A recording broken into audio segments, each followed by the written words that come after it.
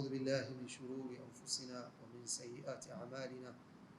من يهده الله فلا مضل له ومن يضلل فلا هادي له، وأشهد أن لا إله إلا الله وحده لا شريك له، وأشهد أن محمدا عبده ورسوله. يا أيها الذين آمنوا اتقوا الله حق تقاته ولا تموتن إلا وأنتم مسلمون. يا أيها الناس اتقوا ربكم الذي خلقكم من نفس واحدة وخلق منها زوجها وبث منهما رجالا كثيرا ونساء، واتقوا الله الذي تساءلون به والأرحام إن الله كان عليكم رقيبا. يا أيها الذين آمنوا اتقوا الله وقولوا قولا سديدا يصلح لكم أعمالكم ويغفر لكم ذنوبكم، ومن يطع الله ورسوله فقد فاز فوزا عظيما. أما بعد، فإن أصدق الحديث كتاب الله، وخير الهدي هدي محمد صلى الله عليه وسلم، وشر الأمور محدثاتها، فإن كل محدثة بدعة وكل بدعة ضلالة وكل ضلالة في النار. أعاذنا الله منا وإياكم من البدع ومن عذاب النار. Ikiwa tunaendelea darasa yetu ya Alwabil Sayyib, tulikuwa katika kuyasoma maneno ya al-Imam Ibn Qayyim rahimahullah ta'ala, tutakuelezea mambo ambayo muhbitatul a'mal wa mufsidatuha, mambo ambayo yanaharibu matendo pia kadhalika yanabatilisha matendo yakipelekea yasikubaliwe na Allah subhanahu wa ta'ala. Tukaeleza ambayo alieleza muallif, pia kadhalika tukaelezea baadhi ya fawaid, kisha tukasimama katika athar ya ambayo ipokewa kutoka kwa al-Imam al-Khatib al-Baghdadi rahimahullah ta'ala. Kiwa mtu atafanya amali hiyo ikawa ni siri bainahu wa baina Allah subhanahu wa ta'ala, kisha amali ile ikaingiwa na ujub na pia kuisimulia, ikahama ile amal kutoka kuwa ni amal ya siri kwenda kuwa ni amal ya halania. Tukasimamia katika hiyo athar ambayo ni athar adhim. Kisha kaulizwa swali kwamba ikiwa mtu huyu kashafanya haya aliyofanya katika muhbitatul a'mal, je, akitubia kwa haya madhambi, kwa hii dhambi ambayo yeye kaifanya, yeye atarejeshewa ile amali yake na atalipwa na Allah subhanahu wa ta'ala?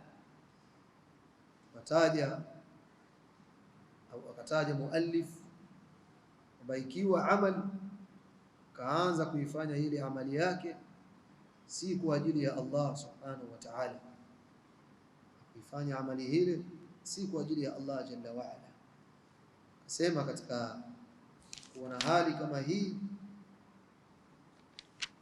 kaifanya amali ile si kwa ajili ya Allah subhanahu wa ta'ala, kafanya toba, nasema kupitia toba haiwezi kageuza ile jambo lake ikawa ni hasan, bali kwa kuzingatia ile tauba atafutiwa kwa yeye madhambi, fayasiru la lahu wala alayhi. Hiyo ni kwa yule ambaye kaifanya amal li ghairi Allah subhanahu wa ta'ala.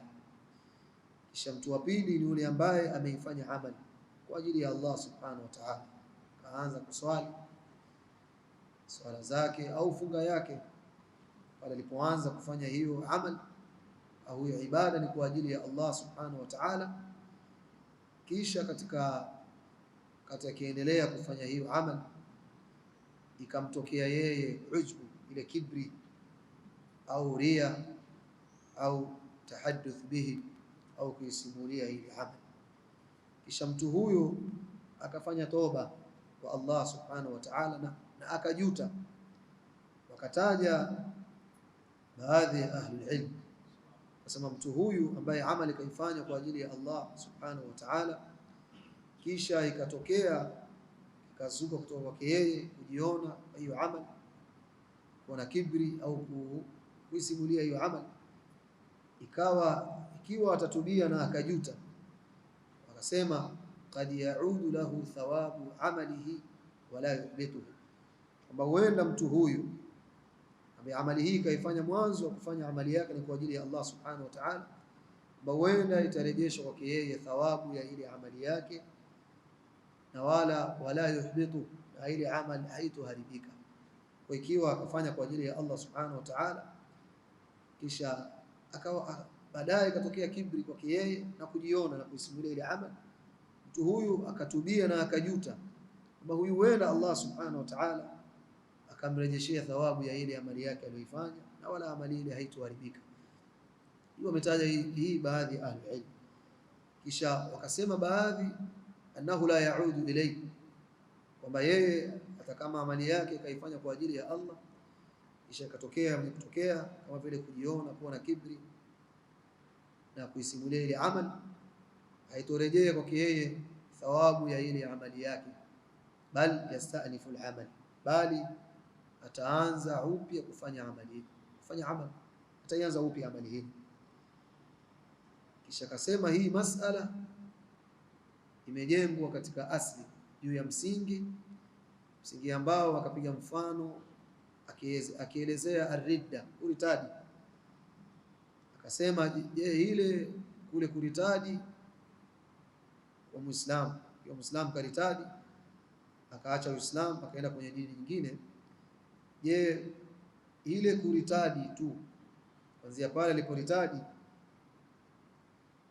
kule kuritadi kuna haribu amali zake, au mpaka akifa katika ile ridda?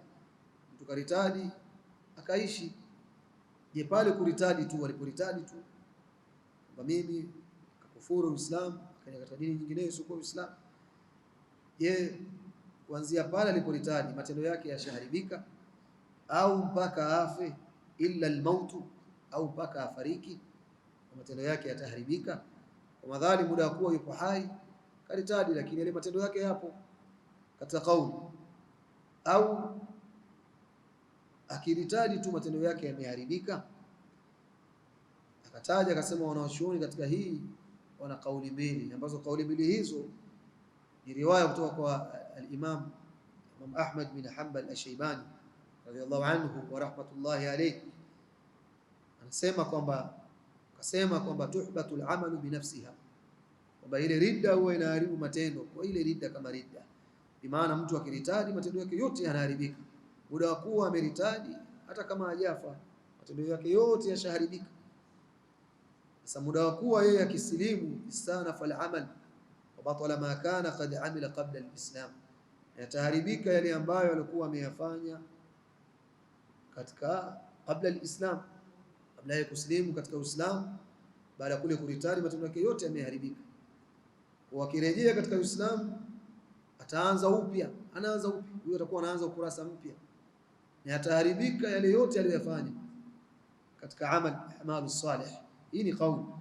Kisha wakataja la yuhbatu al-amal illa idha mata murtaddan, kwamba ile ridda kule kuritadi tu kwa Muislamu hakuharibu na hakuyafisidi matendo, hakuyaharibu matendo yake. Akiwa karitadi mtu matendo yake yapo, ila isipokuwa matendo yake yataharibika idha mata murtaddan, pindi atakapokufa aliyakuwa katika ile ridda. Yani kifo kimemkuta katika ridda, hakurejea katika Uislamu, kifo kikamkuta aliyakuwa yuko katika kufuru. Sasa huyu matendo yake yote yataharibika. Hii ni kauli pia kadhalika. Famata ada ila alislami ada ilayhi thawabu amalihi, wakati ambapo akirejea yuko hai matendo yake yale yapo. Kipindi ambacho au muda wote ambao ada ila alislami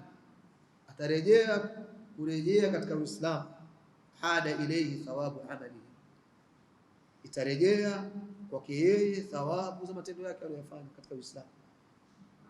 Ni maana madhali yuko hai na ameritadi, akatubia akarejea katika Uislamu, basi matendo yake yote katika Uislamu aliyofanya atarejeshwa kwake yeye, na pia kadhalika aliyofanya katika maasi Allah subhanahu wa ta'ala atamsamehe.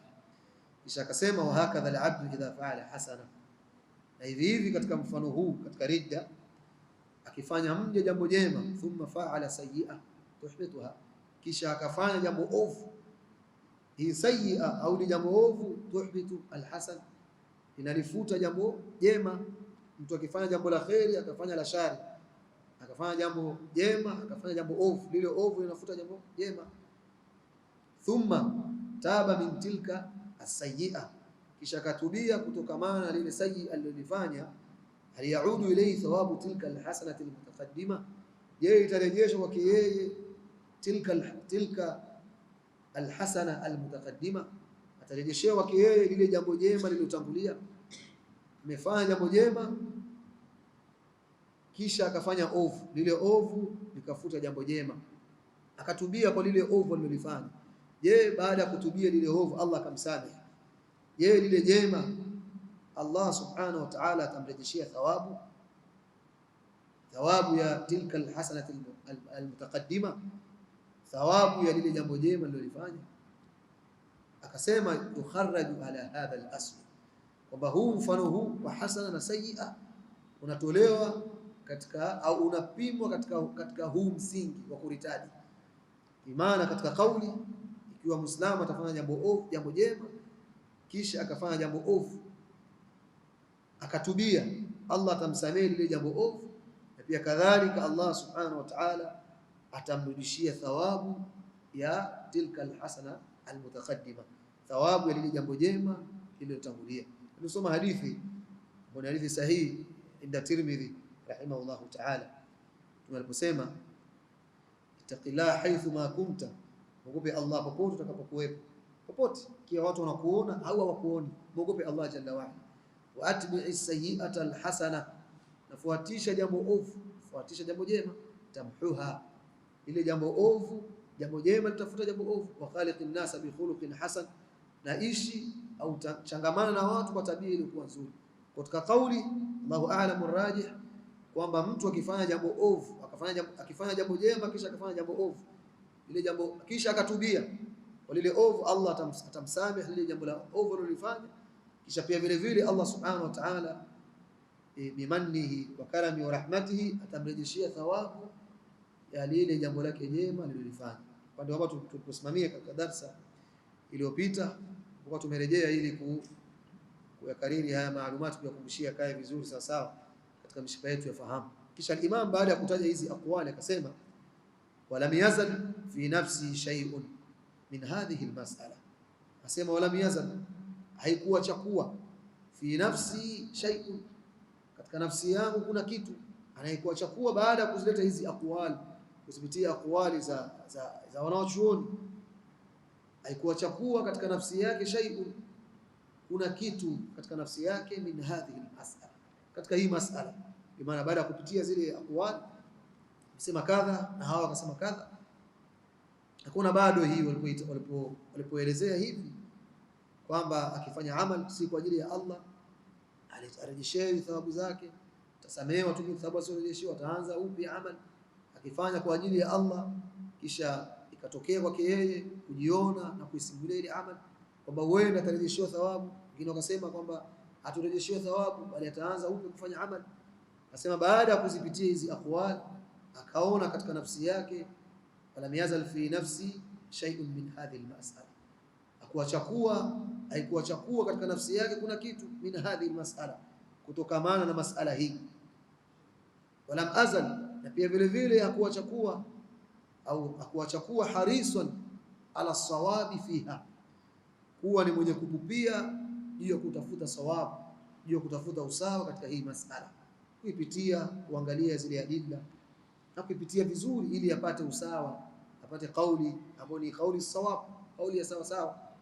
Walam yazal fi nafsi shay'un min hadhihi almas'ala, haikuwa chakuwa katika nafsi yangu kuna kitu, min hadhihi almas'ala, kutokamana na mas'ala hii. Walam azal, asikuwa chakuwa harisan, ni mwenye pupa ala sawab, juu ya kutafuta sawab, usawasawa au ukweli katika hii masala.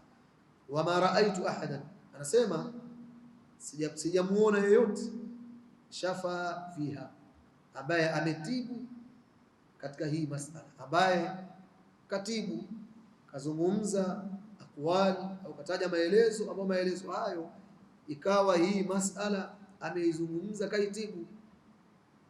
Wama raaitu ahadan shafa fiha, sijapata kumuona yeyote shafa fiha, ambaye ameponya katika hii masala, kaizungumza masala ambaye ikawa masala hiyo kaizungumza kisawa sawa kwa sawabu. Walladhi yadhharu li, lile ambalo linadhihirikia mimi, Allah ta'ala a'lam, Allah ndo anajua zaidi, subhana wa bihi almusta'an. Okay, Allah ndo kunakutaka msaada kwa Allah subhanahu wa ta'ala. Wala quwwata illa bih, wala kuna nguvu isipokuwa kutoka kwa Allah subhanahu wa ta'ala.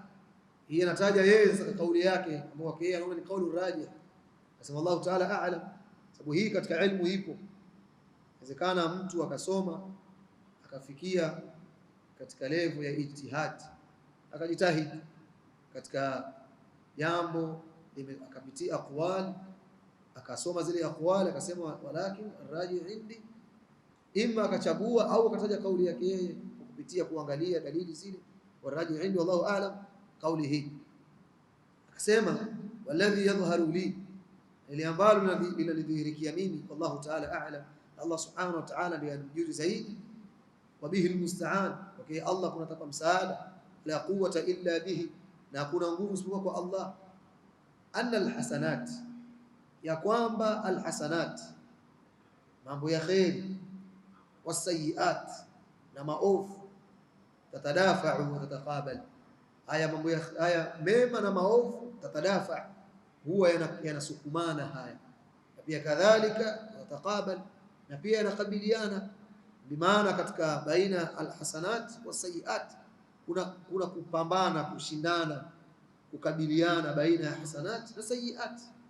Anasema anna alhasanati wasayiat, ya kwamba alhasanat na sayiat tatadafa'u wa tataqabal, ya kwamba hii alhasanat wasayiat tatadafa'u wa tataqabal, yanakinzana na yanakusukumana yenyewe kwa yenyewe, baina ya mambo mema na mambo maovu, huwa tatadafa, yanasukumana, tataqabal. Kisha akasema wayakunu alhukmu fiha lilghalib, na inakuwa hukumu kuhukumia katika hii alhasanati wasayiati lilghalib, ni katika ile aghlabia, katika hivi viwili, kipi ambacho kimekuwa kimemshinda mwenzake, kipi ambacho kimemshinda. Wa huwa nacho yaqharu almaghlub, ni kushindwa kile ambacho kimeshindwa, kinatoza nguvu kwamba hiki ni kimeshindwa, basi kinakuwa kishashindwa. Kile kilichoshinda kinakuwa kipo pale. Wa yakunu alhukmu lahu, na hii ambayo imeshinda inakuwa hukumu ni kwake yeye, hata kaanna almaghluba lam yakun, mpaka itafikia kile ambacho kimeshindwa lam yakun, kilikuwa hakipo. Kisha akasema fa idha ghalabat ala al-'abd al-hasanat, pindi ikishinda kwa mja alhasanat, yale mambo ya khairi yakawa yameshinda zile hasanat, daf'at hasanatuhu al-kathira sayiatihi, basi haya alhasanat yatayaondosha mema yake mengi, asayiati yataondosha yale maovu. Anasema fa idha ghalabat ala al-'abd alhasanat, pindi ikishinda kwa mja alhasanat, yakashinda yale mambo ya khairi, daf'at hasanatuhu alkathira sayiatihi, basi haya mambo ya khairi yatayaondosha au yatayazuia hasanatuhu alkathira, yale mambo yake ya khairi yaliokuwa mengi, sayiatihi, yatazuia yale mambo ya ovu, yale mambo maovu. Wa mata taba min as-sayyi'a, na wakati ambapo akitubia kutokamana na sayyi'a, tarattaba ala taubatihi, basi tafungamana na ile toba yake, minha, ya hiyo sayyi'a aliyotubia kwa Allah subhanahu wa ta'ala, hasanatun kathira, itafungamana hiyo tauba katika jambo lake ovu aliyotubia kwa Allah, atapata hasanatun kathira, atapata mambo ya kheri mengi. Wakad tarbi wa tazid, na huenda pia yakazidi. Tarbi wa tazid maana moja, ala alhasanati allati habatat bisayyi'ah, yakazidi juu ya ile hasan ambayo habatat bisayyi'ah, ambayo ilibatilishwa na ovu moja. Fa idha uzimat at-tauba, pindi ikiwa mwanadamu atakuwa na azmi, ataweka azmi ya kufanya tauba, wasahhat, na hiyo toba ikawa imesihi, wanashaat min samimi alqalbi, na hiyo toba ikawa imetoka katika ndani ya moyo wake, katika dhati ya moyo wake, ahraqat, basi hiyo toba itaondosha au itazichoma, itayachoma maamarrat alayhi min as-sayyi'at, yale ambayo yalitanguliwa kiyeye katika yale mambo maovu, hata kaannaha lam takun, wakatafikia hayo maovu kana kwamba alikuwa hayapo. Ile toba yake aliyofanya toba ya kweli kwa Allah subhanahu wa ta'ala. Fa inna taiba min adh-dhanbi kama la dhanba lahu, kwani yule ambaye mwenye kutubia kwa dhambi, atubia kwa dhambi kwa Allah subhanahu wa ta'ala, kama la dhanba lahu, ni sawa sawa kama ambavyo alikuwa na dhambi. Kwa maana kwamba ile namna ambayo Allah subhanahu wa ta'ala kule kutubia kwake, Allah kuyafuta yale madhambi kwa ile toba yake, itakuwa kana kwamba yeye alikuwa amefanya madhambi. Anasema rahimahullahu ta'ala, walam yazal fi nafsi shay'un min hadhihi almas'ala, haikuachakuwa katika nafsi yangu kuna kitu katika hii mas'ala. Walam azal harisan ala sawabi fiha, na wala sikuachakuwa ni mwenye kupupia, kuona pupa juu kutafuta sawabu, kutafuta usawa fiha, katika hii mas'ala. Wama raaitu ahadan shafa fiha, sipatapo kumuona yoyote shafa fiha, ambaye ametibu hii mas'ala, aizungumza kwa sawabu. Walladhi yadhharu li, ile ambalo linadhihirikia mimi, wallahu ta'ala a'lam, na Allah ndo mjuzi zaidi. Wa bihi almusta'an, okay, Allah kutaka msaada. Wala quwwata illa bih, na kuna nguvu isipokuwa Allah, kwa Allah subhanahu wa ta'ala. Anna alhasanati wasayyi'at, ya kwamba hasanat na sayyi'a, mema na maovu, tatadafa wa tataqabal, huwa yana tatadafa, yana sukumana, wa tataqabal, yana kabiliana, baina ya hasanat mema na maovu, huwa yanakinzana haya. Wa yakunu alhukmu fiha lilghalib, na inakuwa hukmu katika hii alhasanat wasayyi'at ni ghalib kwa yule ambaye mwenye kushinda. Ikiwa itashinda hasanat, basi inakuwa ni anayo hasanat, na ikiwa ni sayyi'at, basi inakuwa ni sayyi'at. Wa huwa yaqharu almaghlub, nayo ni kule kushinda, ni kule kushindwa, tezo nguvu na kushindwa, ambacho chenye kushindwa ima ni hasanat au ni sayyi'at. Wa yakunu alhukmu lahu, na inakuwa hukmu ni ile ambayo imeshinda katika hasanat au sayyi'at. Hata kaanna almaghluba lam yakun, mpaka inakuwa kile ambacho kimeshindwa kilikuwa hakipo. Imana kati ya hasanat na sayyi'at, ikiwa itashinda hasanat kwa ile namna ambayo sayyi'at itakuwa imeondoka, kana kwamba ile sayyi'at ilikuwa haipo. Hata kaanna almaghluba lam yakun, mpaka itakuwa kana kwamba kilichoshindwa kilikuwa hakipo. Fa idha ghalabat ala al-'abd al-hasanat, basi pindi ikishinda kwa mja hasanat, yakishinda yale mambo mema, dafa'at hasanatu al-kathira, yatayaondosha yale mema yake mengi, sayyiati, yale maovu. Wa man taba min as-sayyi'a, na yule ambaye atakayetubia kwa dhambi, kwa jambo ovu, tarattaba ala taubatihi, itafungamana na hiyo toba yake, minha, kutokamana na hiyo jambo la ovu alilotubia, hasanatun kathira, tafungamana, Allah atampa hasanatun kathira, atampa mema aliyokuwa mengi. Wa qad tarbi wa tazid, na pia huenda tarbi wa tazid maana moja, ikazidi na ikaongezeka, ala alhasanati allati habatat bisayyi'ah, ikazidi juu lile jambo jema ambalo lilofutwa kwa sayyi'a, kule kufanya toba kwa Allah subhanahu wa ta'ala. Fa idha uzimat at-tauba, pindi wakiwekwa azma, mwanadamu Muislamu akaweka azma kufanya toba, wasahhat, na toba yake ikawa imesihi, wanashaat min samimi alqalbi, na hii toba ikawa imeanzia kutoka katika ndani ya moyo wake, ahraqat, basi hiyo toba itateketeza ma marrat alayhi min as-sayyi'at, yale ambayo yaliyopita kwake yeye katika yale mambo maovu aliyofanya, hata mpaka itafikia kuondoka na kuteketezwa ile sayyi'at aliyofanya, kaannaha lam takun, kana kwamba hizo sayyi'ati zilikuwa hazipo kwake yeye. Fa inna tayyiba min adh-dhanbi kama la dhanba lahu, kwani hakika yule ambaye mwenye kutubia kutokana na dhambi kama la dhanba lahu, ni kana kwamba alikuwa hana dhambi, kwa vile ambavyo Allah subhanahu wa ta'ala atamfutia ile madhambi yake na kubaki na zile alhasanat. Yani maelezo yalotaja al-Imam katika zile kauli taja za ahli ilmi, na hii ni kauli pia vile vile. Pia kadhalika afada wajada rahimahullah ta'ala katika hii mas'ala. Wa qad sala Hakim bin Hizam radiyallahu anhu nabii sallallahu alayhi wasallam, alimuuliza huyu sahabi Hakim bin Hizam, alimuuliza mtume sallallahu alayhi wasallam an itaqatin, kuhusiana na ile itaqa, kuacha huru, kuacha mtumwa huru, wasilatin, na kule kuunganisha undugu, wa birrin, na mambo mema, mambo ya khairi, fa'alahu fi shirki, ambayo haya yote kuacha huru mtumwa na kuunganisha undugu na kufanya mambo ya khairi, fa'alahu fi shirki, haya aliyafanya katika shirki, kipindi ambapo yeye akiwa hakuslimu, akiwa si Muislamu, alifanya mambo ya khairi mbalimbali, kama watu tunashuhudia kuna watu katika nchi hii wanafanya kana si Waislamu, lakini wanafanya mambo ya khairi. Sasa huyu Hakim bin Hizam radhiallahu anhu, yeye alifanya itaqa, aliacha huru tumwa na akaunganisha udugu, ndugu ambao wanataka kukatika akaunga udugu, na pia kadhalika wabir, alifanya mambo ya khairi. Biru maana yake ni jima'ul khair, jumla ya mambo ya khairi aliyafanya Hakim bin Hizam. Tena aliyafanya fa'alahu fi shirki, aliyafanya katika wakati yeye yuko katika shirki, akiwa ni mushrik, hakuwa Muislamu.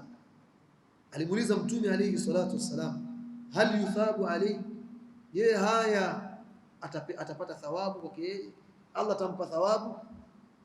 Sasa anamuuliza Mtume sallallahu alayhi wasallam wakati ambapo ashasilimu, mimi nishasilimu, lakini kuna mambo kabla sijasilimu nilifanya kadha, nikafanya kadha.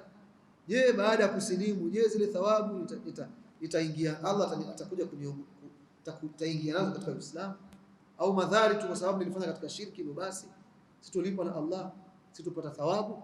Mtume akamjibu, faqala nabii sallallahu alayhi wasallam, Mtume akamwambia hivi, lahu, kumwambia yeye, aslamta ala ma aslafta min khairi, akamwambia wewe Hakim bin Hizam, aslamta, wewe umesilimu, ala ma aslafta min khairi, pamoja umesilimu juu ya yale ambayo aslafta min khairi, ambayo uliyatanguliza katika khairi.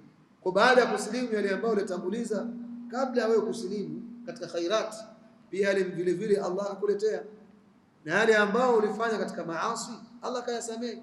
Sababu anasema al-Islam yajubu ma qabla, yani Uislamu huo unavunja yale yote yaliyokuwa kabla ya Uislamu. Yani mtu akiwa si Muislamu akisilimu, zile khairi alizofanya katika shirki Allah anamrejeshea, na yale aliyofanya maasi katika shirki Uislamu unafuta yote.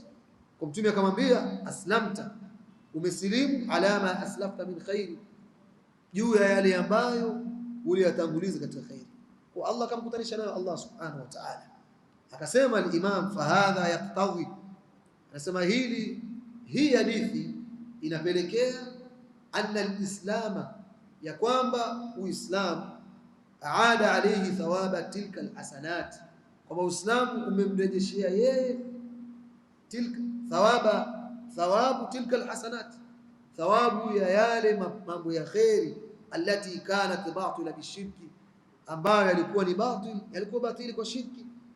Hadithi inapelekea hivyo ya kwamba Uislamu aada alayhi, amemrejeshia juu yake thawaba tilka alhasanat, thawabu ya yale mambo ya khairi, allati kanat, mambo ya khairi ambayo yalikuwa ni batili bishirki, katika ile shirki.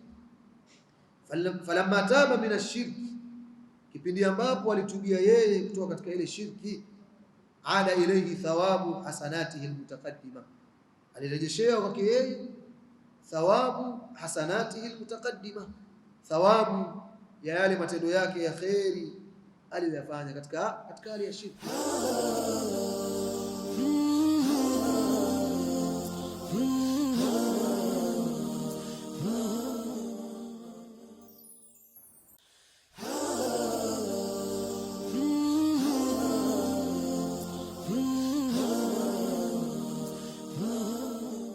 Uislamu hii ni neema ya Uislamu, hii ni neema ya Uislamu. Hivi ndio na kwa sababu hii ya kitabu Sheikh Muhammad bin Wahhab rahimahullah ta'ala akaita fadlul Islam. Fadlu ni risala ni nafia ya aqida, akaita fadlul Islam.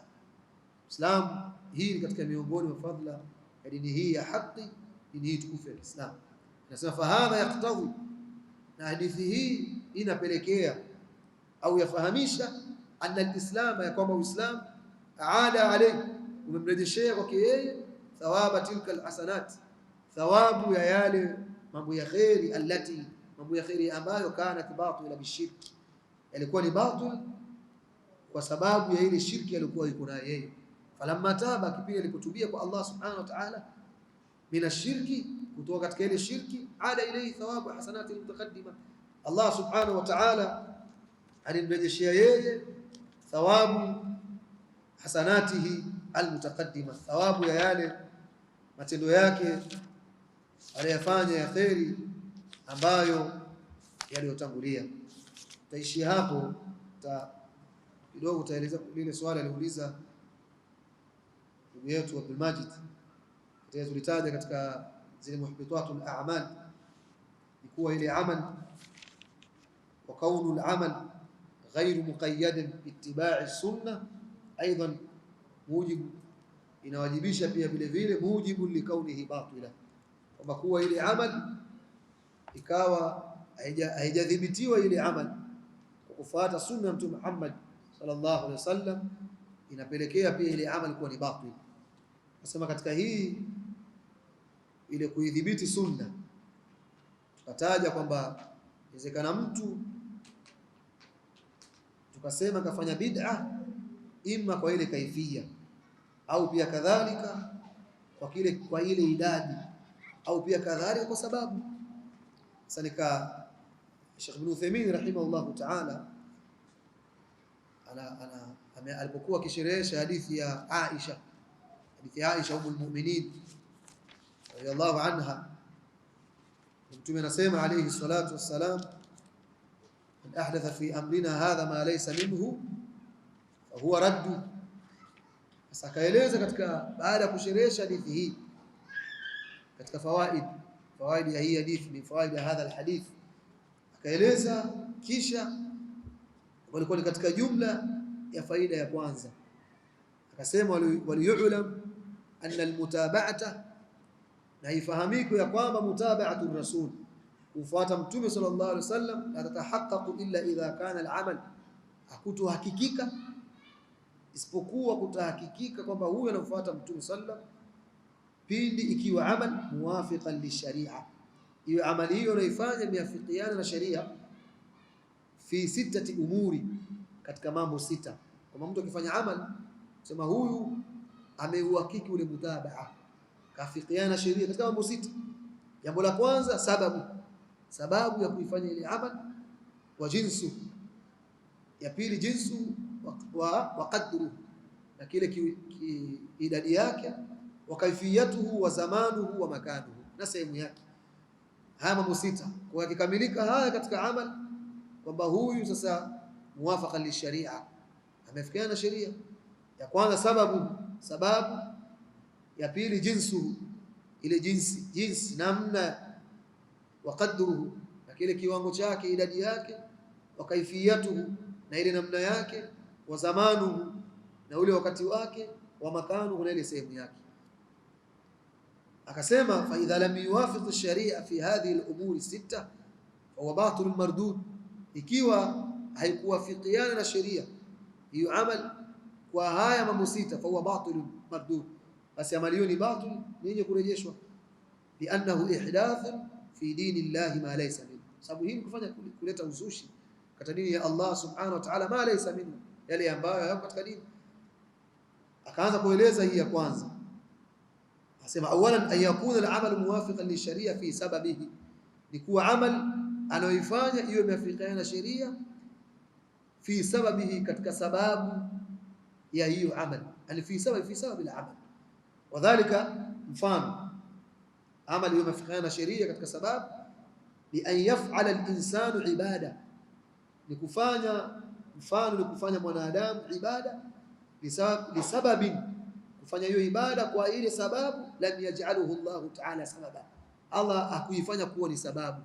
Yani mtu anafanya ibada kwa sababu, lakini sababu hiyo Allah kuifanya kuwa ni sababu ambayo yeye kupitia hiyo sababu Allah kataka afanye hiyo ibada. Mfano ayusalli rak'ataini, ni mtu kuswali rakaa mbili, kullama dakhala baita, kila ambapo akiingia nyumbani kwake, wayatakhidhu sunna, akafanya kwamba hii ni sunna. Yeye anatoka kwenye shughuli zake, akishafika nyumbani kwake anaswali rakaa mbili, afa anasema hii ni sunna, hii ni sunna, fa huwa mardud.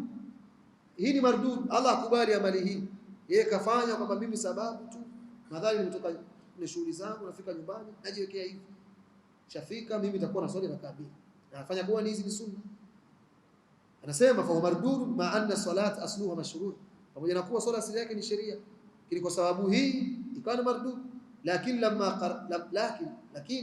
lamma qaranaha bi sababi, wa kukutanisha hii swala na sababu, lam yakun sababan shar'iyya, ambapo sababu hiyo ilikuwa ni sababu ya kisheria, sarat marduda, ikawa hii ni yenye kurejeshwa kwamba Allah subhanahu wa ta'ala haikubali.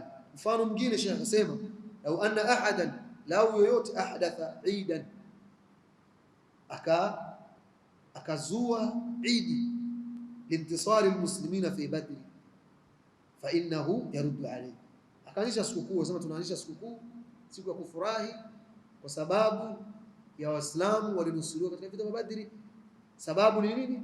Sababu Waislamu walinusuriwa katika vita vya Badri, tunaanzisha idi ya kufurahi, tunafurahi Waislamu walipata nusura kwa Allah subhanahu wa ta'ala, li'annahu rabatahu bisababi, kwa sababu hii idi inakuwa ni mardud, ameifungamanisha hii idi na sababu, lam yaj'aluhu Allah wa rasuluhu sababa, Allah akuifanya hii Allah na mtume wake kuwa ni sababu, ili kwa sababu wamenusuriwa ndio watu wafanye idi. Hii ni bid'a. Ya pili, ayakuna al-amal muwafiqan lisharia fi al-jins, katika jinsi ya ile amal. Falau ta'abbada lillahi biibadati, lau atamwabudu Allah kwa ibada, lam yushra jinsuha, ambayo iko sheria ile jinsi ile namna, fa hiya ghairu maqbul, basi ibada hiyo haikubaliki. Mfano lau anna ahadan, lau mtu yoyote, dhaha bifaras, amechinja farasi, fa inna dhalika mardudun alayhi, kwa sababu yeye, lau anna ahadan dhaha bifarasi, lau mtu katika siku ya Eid ile udhiya, yeye akachinja farasi, akachinja farasi, Sheikh anasema fa inna dhalika mardudu alayhi wala yuqbalu minhu, hii ni mardud wala haitokubaliwa, li'annahu mukhalif lisharia fi aljins, kwa sababu yeye amekwenda kinyume na sheria katika jinsi. Si kama farasi ni haram, la, ni kwamba innal adhahi, ya kama vile vichinjo, inma takunu min bahimati al-an'am, vichinjo inakuwa ni bahimati al-an'am, wa hiya al-iblu wal-baqar wal-ghanam. Kwa huyu kafanya kaikhalif sheria, akuwafikiana sheria katika jinsi. Udhiya Allah kasema, Mtume kasema chinjo mbuzi, kondoo na ngamia, yeye akachinja farasi, kwamba hii ndio udhiya yangu, achinja farasi. Sheikh anasema huyu mardud alayhi wala yuqbal minhu, hatakubaliwa. Thalithan, ya tatu, an yakuna al-amal muwafiqan li sharia fi al-qadr, ni kuwa amal imeafikiana sheria katika kile kiwango au ile idadi. Anasema mfano wa hilo, rajulun tawaddaa 4 marrat, mtu ametawadha kila kiungo, tawadha mara 4, au ghasala kullu udhu 4 marrat, ima katawadha kiungo kimoja mara 4, au kaosha kila kiungo mara 4. Farabi la tuqbal, Sheikh anasema hii ya 4 haikubaliki, liannaha zaida, sababu hii mara ya 4 ni ziada ala ma jaat bihi sharia, hii ni ziada kinyume na vile ambavyo sheria imekuja. Bal qad jaa fi alhadith, bali imekuja katika hadithi, sallam tawadha 3, kwa Mtume sallallahu alayhi wasallam alitawadha mara 3. Hii ilikuwa ya 3. Ya 4, ayakuna al-amal muwafiqan li sharia fi al-kayfiyya, ni kuwa amal hiyo imefikiana na sheria katika kaifia, katika namna ya kuifanya ile amal. Falau amila shakhsan amal, lau watafanya mtu amal, yataabadu bihi lillah, atamabudu Allah kwa hiyo amal, wa khalafa sharia fi kayfiyatihi, na ka khalif sharia katika namna hiyo amal, lam yuqbal minhu wa amaluhu mardud alayhi, amali hiyo itakubalika na pia kadhalika amali hiyo itarejeshwa kwake yeye. Mfano lau anna rajulan, mfano lau mtu salla, ataswali wasajada, na akasujudu kabla an yarka, yani kasujudu kabla ya kurukuu. Yeye kaanza kuswali, kaanza takbiratul ihram, kasoma dua kufungulia swala, kasoma suratul Fatiha, kasoma na sura. Baada ya kumaliza yeye akurukuu, akaenda moja kwa moja kwenye kusujudu, Sheikh anasema fa salatuhu batila marduda, basi huyu mtu swala yake ni batil, na vile vile Allah ikubali swala yake, liannaha, kwa sababu yeye lam tuwafiq ash-sharia fi al-kayfiyya, yeye hakuiwafiq sheria katika ile namna. Khamisan, ya tano, an yakuna al-amal muwafiq li-sharia fi zaman, ni kuwa ile amal ambayo mwanadamu Muislamu anaifanya imewafikiana sheria katika zama, katika ule wakati, katika muda. Walau salla as-salah, lau atasali Muislam swala kabla dukhuli waqtiha, kabla ya kuingia wakati wake, fasalatu ghairu maqbula, swala yake hiyo haikubaliki, liannaha fi zaman ghair ma haddadahu ash-shar', sababu hiyo swala kaiswali katika muda ambao sheria kuweka kwamba ndio swali katika muda huo. Mtu amefika salatul fajr, ameswali alfajr katika muda wake, akaona isikia bwana, nisikie nimechoka, dhuhuri akaswali saa 5, au anaswali adhuhuri saa 4, amali hiyo Allah ikubali. Huyu kakhalif kuwafikiana sheria fi zaman, katika ule wakati. Na pia kadhalika, wala udhaha qabla an yusalli salat al-eid, lau muislam atachinja udhiya kabla ya kusali salat al-eid, lam tuqbal, haitohesabiwa kwamba ile ni udhiya, itakuwa ni nyama tu, chakula ameandalia familia yake. Kisha ya mwisho, sadisan, an yakuna al-amal muwafiqan li-sharia fi al-makan, ni ile amali unayoifanya imefikiana na sheria katika sehemu. Falau anna ahadan, lau mtu yoyote, itakafa fi ghairi al-masajid, akakaa itikafu si katika msikiti, amekaa itikafu si msikitini, bi an yakuna kad itakafa fi al-madrasa au fi al-bait, ni kule kuwa ikiwa amefanya itikafu madrasa au nyumbani kwake, fa inna itikafahu la yasih, ni kwamba itikafu yake haisih, liannahu, sababu yeye lam yuwafiq ash-shar' fi makan al-i'tikaf, akuwafiq sheria katika sehemu ya itikafu. Sheria imesema itikafu sehemu yake ni msikitini. Au kadhalika pia vile vile mtu akafanya ibada ya haji au umra, akaifanyia labda katika mji wake mwenyewe, kaona mimi umra mwaka huu, labda umra tafanya, labda atakana kufanya umra mathalan mkoa fulani, au utakwenda nchi fulani kinyume na mamlakatul arabia Saudia Makkah, mimi umra takwenda kufanya nchi, takwenda mathalan takwenda Karbala, kama wale Shia Rafidha wanaotengeneza al-Kaaba wako Iraki kule Karbala, wanakwenda kule, wakaona ni bora zaidi kule kuliko Makkah. Kwa mtu akafanya hija au umra tofauti na Makkah, na Makkah ndio mahali iliko haji na pia kadhalika umra, na ziara ni Madina, kwenda kufanya ziara, akwenda katika miji ile, kwa ile hija yake ni mardud alayhi, na pia umra yake Allah ikubali, kwa sababu yeye kakhalif sheria fil makan, katika sehemu. Sheikh akasema fal i'tikaf mahalluhu al-masajid, itikafu sehemu yake ni msikitini. Kwa hii kupitia mifano hizi sita kuafikiana na sheria katika sababu na jinsi na kaifia na kadri na pia zamanu na makanu, hii ni muhimu sana kudhibiti. Ya Sheikh Ibn Uthaymeen rahimahullah ta'ala akasema, ala kumalizia kuzielezea hizi, fantabi, akieleza hivyo ni maneno fulani kwa Kiswahili tunaweza kauli. Neno hili likitajwa mara nyingi, kana mtu kweli azingatie kisawa sawa, ani azindukane nalo. Fantabi ya Abdullah, intabi. Alisema siku moja kutaja neno hili Sheikh Saleh Suhaimi, Allah mpe afya, mufti katika mji wa Madina hafidhahullah ta'ala wa ra'ah, katika mashaikh zangu pia bilfani, alikuwa amefariki mmoja katika mashaikh Sheikh Abdullah Suqayr rahmatullahi alayhi rahmatan wasi'a, akaeleza kwamba leo amefariki ndugu yetu Akhuna al-Fadhil katika nchi, katika mji wa Riyadh. Ataja neno hili, anasema intabi ya Abdullah, intabi, kwamba kifo kipo karibu zaidi katika zile mikanda yako ya kanda mbili. Anasema intabi ya Abdullah. Kwa Sheikh anasema fantabi, basi tanabba ewe mwanadamu, wewe Muislam, li hadhihi al-usul as-sitta, tanabba juu ya hii misingi sita. watabaqa alayya kullu ma yardu alayk. Tanabaha juu ya hii misingi sita, tanabahi nayo, itazame vizuri, sababu inawezekana mtu akawa kafanya lakini akaenda ima kwenye kaifia au kwenye idadi au kwenye wakati au kwenye wakati.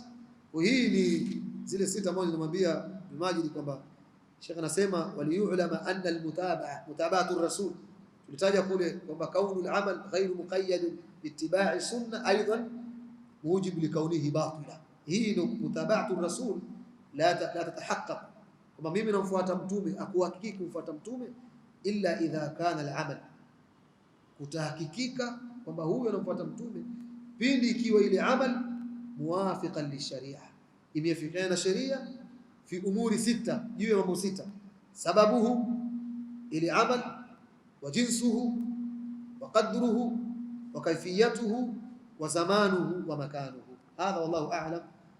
Subhanaka Allahumma bihamdika, nashhadu an la ilaha illa ant, nastaghfiruka wa natubu ilayk. Jazakumullahu khairan, barakallahu fikum.